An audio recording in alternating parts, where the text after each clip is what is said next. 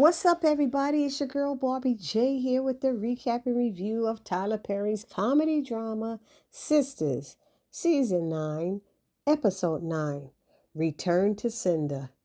Does anybody understand that title by any chance? Is it about Zach returning that pocketbook that Chaz sent her, Return to Sender? Is it about maybe Sabrina want to return, what's his name, Frank, back to where she found him? Is it Danny who wants to return Tony back to his ex-wife because he getting on her last nerve laying around on her couch? What y'all think it's about? Who else could be returning something to Cinder? Let me know down in the comment section. Make it funny. Anywho, before we get started, if you're new here or if you're returning and have not subscribed to this channel as of yet, please take a moment right now, hit that subscribe button, then hit the notification bell and select all. It'll let you know every time I upload any new content to this channel.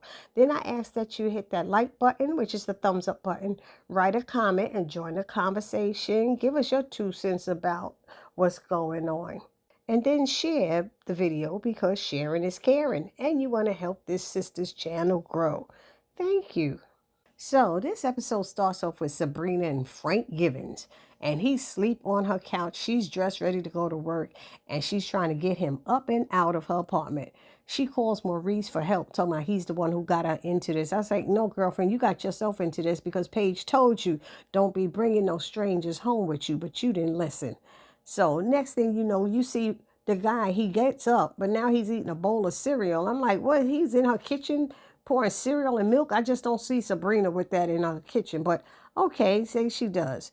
So he also mentions when she comes back out into the living room, he looking in her damn pocketbook for something. I said, oh, this dude is trifling.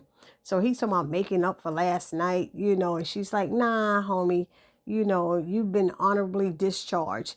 She said, you ain't got to go home, but you got to get the heck up out of my house. And she basically threw him out in the hallway. So now we have Zach and Fatima. They're having breakfast in the living room.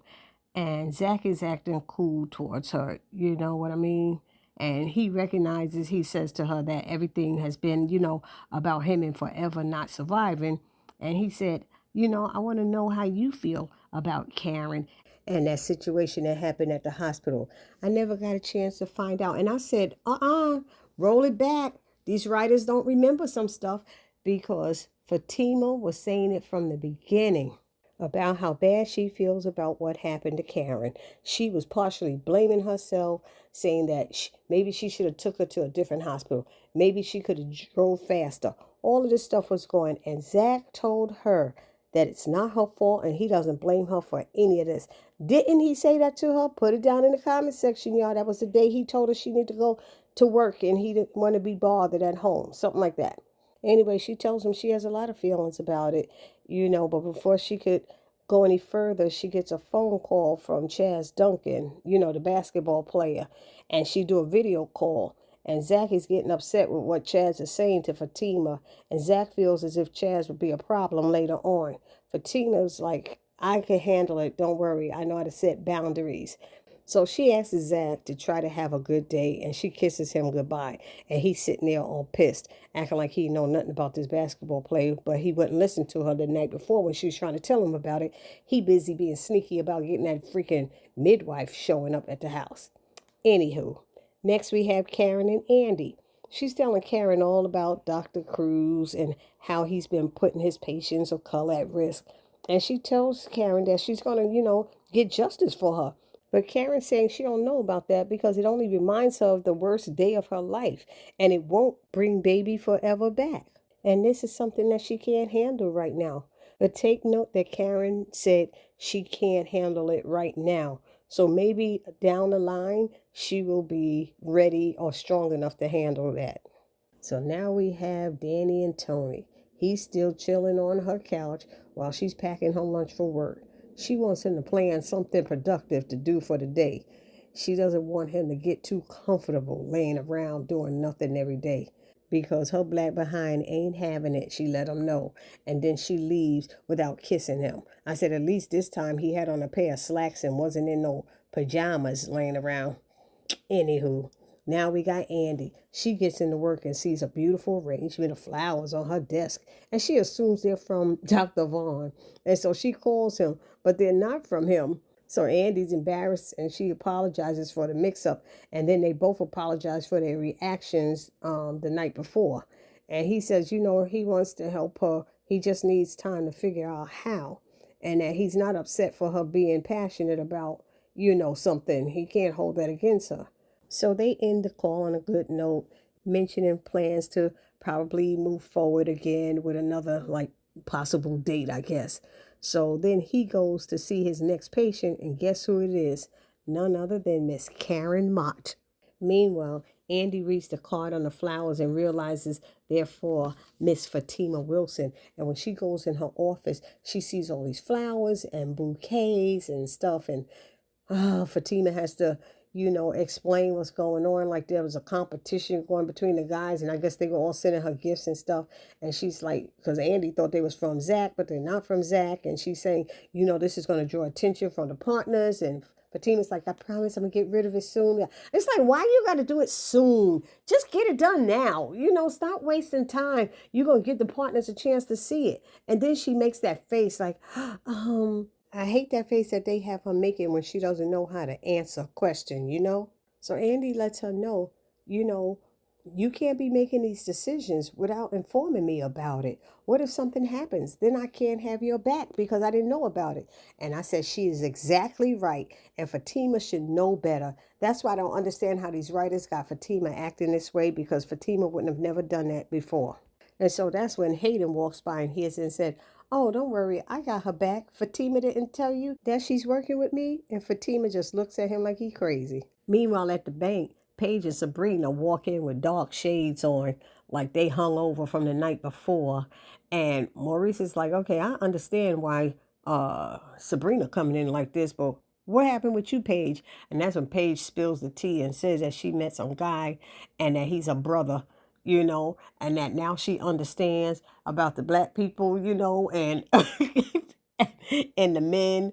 He said, you let him stick his chocolate bar into your buttercream? She said, yes, over and over and over, front, back, top, bottom. It was just so funny. And Sabrina was kind of like almost jealous. She was like, okay, we get it. Enough. So anyway, Maurice and Sabrina now realizing that Paige is gone. He said, I guess next week she'll be coming in with some Senegalese twist in her hair. And Sabrina told her, your Mima would be proud. She's like, oh, thank you for saying that. I was like, oh my God. So Sabrina goes to her office and Maurice comes in there and he says, don't give up. Maybe you just got to the streets. She said, you ain't been in the streets but 2 minutes. She said, about as long as it took Rich to get up in Penelope. She's like, that's not funny. So she got mad about that. And then he said, maybe the guy that Andy was with has a twin brother, and he shows her the picture and she's like, that's Dr. Vaughn. He's the one that gave Karen her C-section. He said, well, now he about to give Andy a D-section.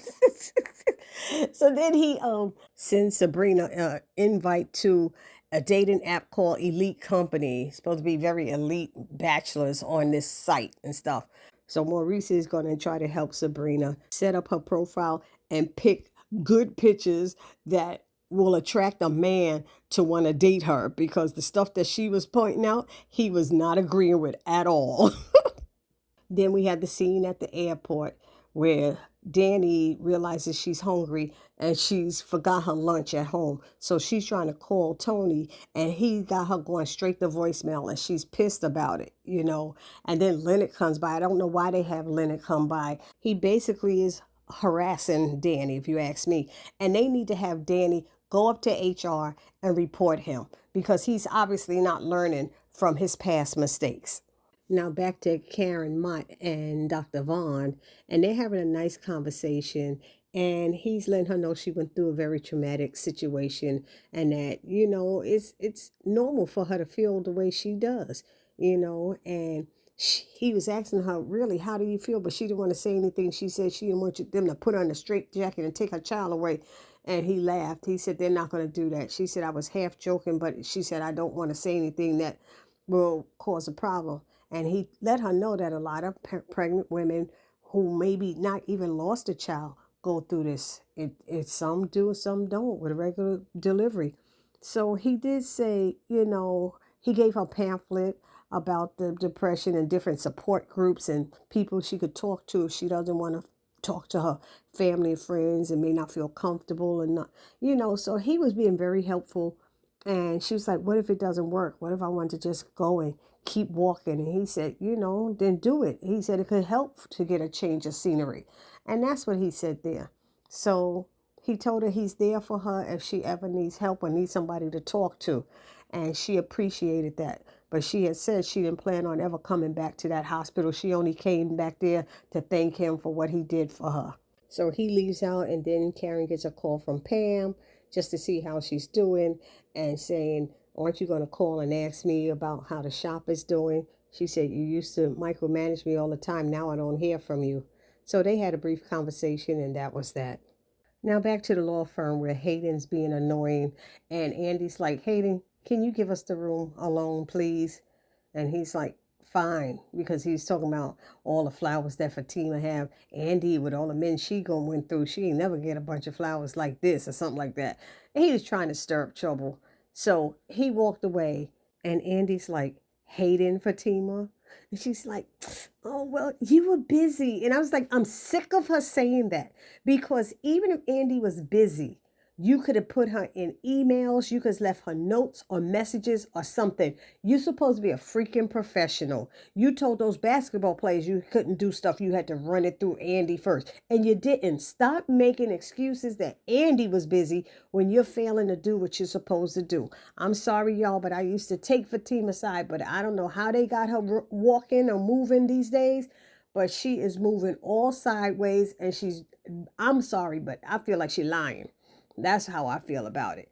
So, Andy's like, CC me on all emails going forward. I said, damn, she should have been doing that already. And she said, by the way, how does Zach feel about all these gifts? And Fatima goes, what, you want me to CC him too? And Andy looked at her and she said, oh, I'm sorry, blame it on the hormones. I'm like, girl, come on. And she's like, I guess he's fine with it. He's not going to be fine with it because you haven't told him about it. And then he's going to find out and he's not going to like it. So Andy walks out and says, nurses' statements, Vanguard Hospital, on my desk immediately. And Fatima's like, right on it. And she's frowning. And then Hayden comes in and said, awkward. And Hayden tells her that Andy's jealous of her and that she better watch herself. And now I'm not sure about that. He may have a point. Y'all put it down in the comment section what y'all think. Do y'all think that Andy could possibly be jealous of Fatima right now? Because I don't think she really has a reason to be. But I could be wrong.